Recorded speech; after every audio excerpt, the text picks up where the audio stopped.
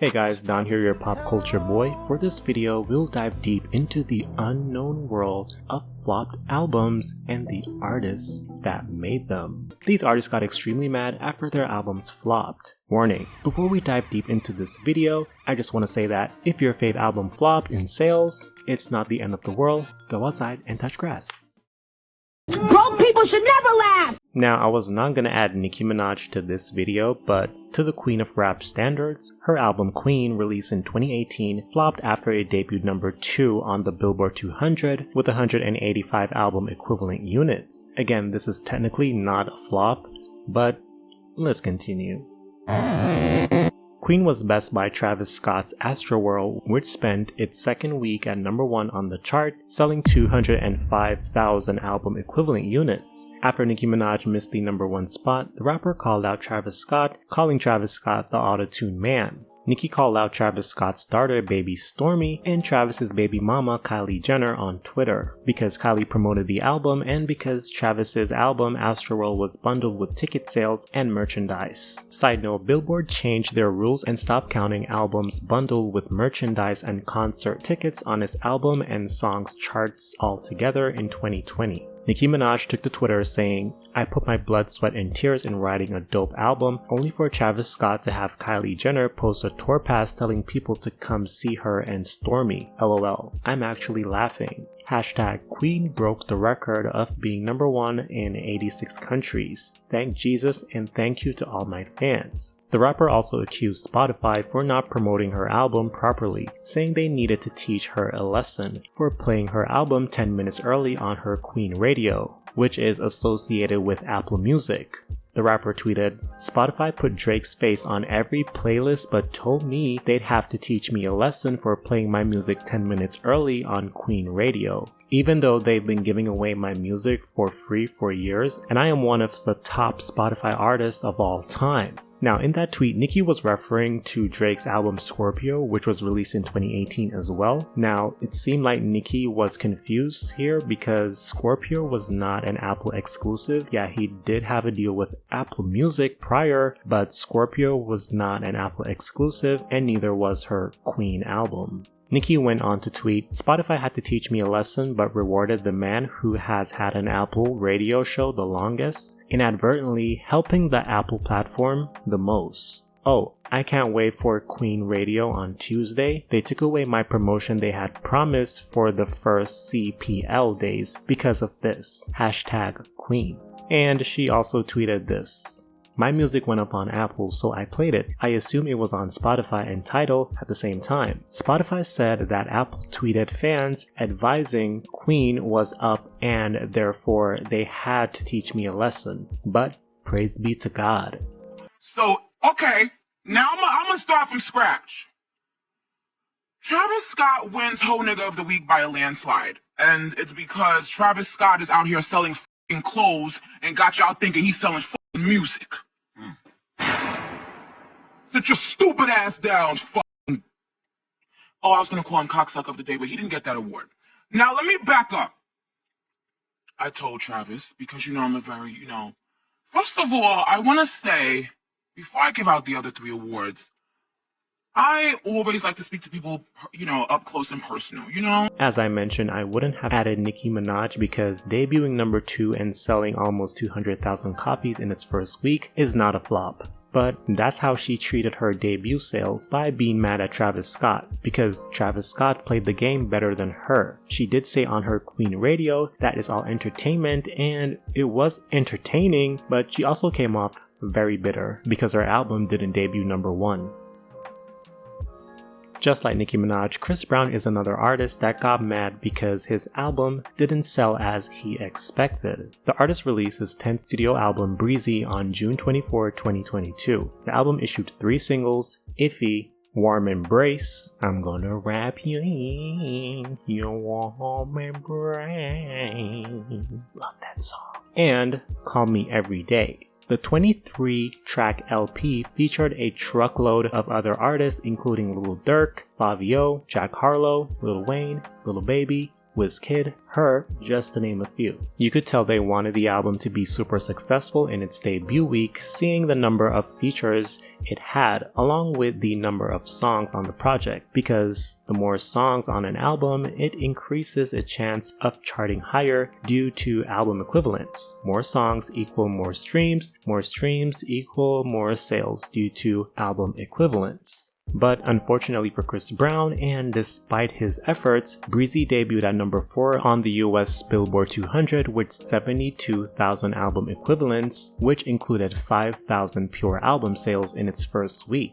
36,000 less than his prior album Indigo, which debuted with 108,000 equivalent units. Instead of just taking the L and just moving on, and honestly it's not an L, but to him it was an L, so it's an L. So instead of just taking the L and just moving on, Chris Brown then took to his Instagram stories to voice his frustration and dissatisfaction after his album did not perform as he expected, in the most pathetic way as possible. In the story he says, "It's July 8th, Breezy Deluxe album, not that it matters. Seems like y'all only invest in the negative stories about me." Chris Brown gets in trouble, the whole world's on it. Chris drops album, cricket emojis. Chris Brown added in a follow-up story, "I'm back on my gangster shit. It's bracking all the times." So stop being a fake fan. Tinashe is an American singer, dancer, and actress. Born in Lexington, Kentucky, Tinashe has been in the entertainment industry since she was a child. Some of Tinashe's best songs are All Hands on Deck, Pretend featuring A$AP Rocker, Faded featuring Future,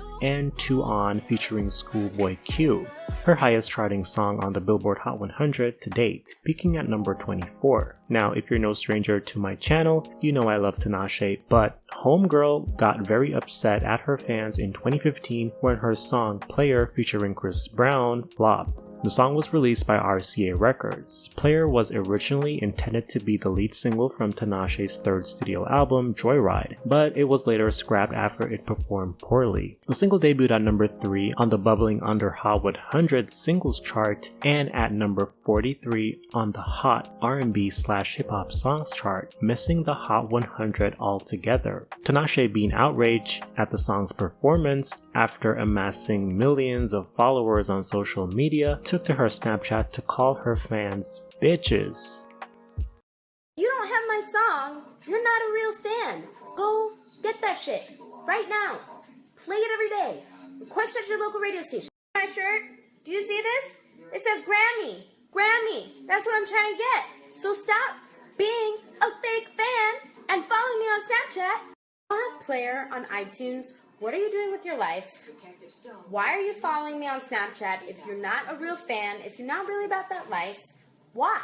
Get Player on iTunes. Get it now. Get it on Apple Music. Listen to it on Spotify. The music video is coming soon. Bruh, I'm sorry, but if you are an upcoming artist watching this, do not call your fans bitches or try to guilt trip them in buying your music. It's not going to work. Just wheel and come again, i.e., make better music. In 2021, rapper Lil Boosie got mad at his fans for not supporting his movie The Struggle, a biopic about the rapper's life. The movie did so badly, Bill Cosby asked his supporters to support the film. Yeah, I'm not making that up. That actually happened. Anyway, in 2019, the Louisiana rapper released his album Badass 3.5, and according to Boosie, it only sold 300 copies. Because of these depressing numbers and the fact that he's still widely known in the rap community, even though his fame kind of sizzled out since the, early 2000s, mid 2000s, I don't really remember. Also, anyway, while on Instagram Live, Lil Boosie started to tell his fans, or most of his fans, to leave, just leaving the 300 people who actually bought his album. But I only want to see 300 people on here. The 300 people who done bought my shit.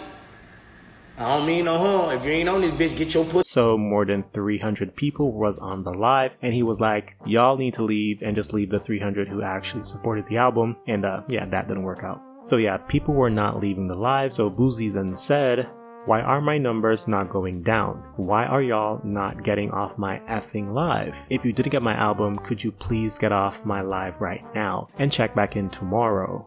Fuck what the fuck everybody gotta fucking say, and they can kiss my black ass. R&B singer Chloe Bailey from the duo Chloe x Halle been teasing her debut solo album since 2021, starting with the release of her single Have Mercy and solo live performances. Chloe has a co-sign from music legend Beyonce, who signed Chloe to her record label. Leading up to the release of Chloe's debut album In Pieces, the singer received the premium package that many upcoming artists dreams of: big budget music videos, live performances at award shows, red carpet appearances, cast in multiple films, and even an endorsement with Pepsi. And let's not forget the multiple controversies the singer was in. Chloe was on everyone's mind when you really think about it. Instead of having the debut numbers that would match the level of hype, endorsement, and visibility the singer had, In Pieces debuted on the Billboard 200 at 119 and sold a measly 10K in its first week.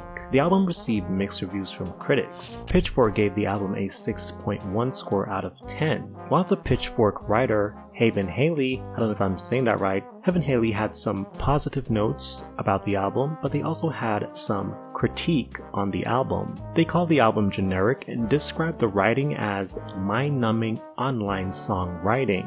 Haley also had this to say about the album: "It's like choose your own adventure with only two endings. There's a good-for-nothing man in her life who keeps betraying her, so will she A, give it to God, or B, shake some ass and show him what he's missing?" After the reviews and most people's reaction to Chloe's first week sales hit the internet, the singer would fire back on stage at the end of one of her concerts, telling everyone to kiss her black you-know-what. Make sure you support the motherfucking album. Fuck what the fuck everybody gotta fucking say, and they can kiss my black ass. Because I know you guys love me. Tell me what you think about these artists getting really mad after their music flopped. Don't forget to like the video. You can also go on my non-existent website at www.donangelo.com. That's www.donangeloplease.com. I got that from The Amanda Show. I'm Don, your pop culture boy, and I will see you in the next one.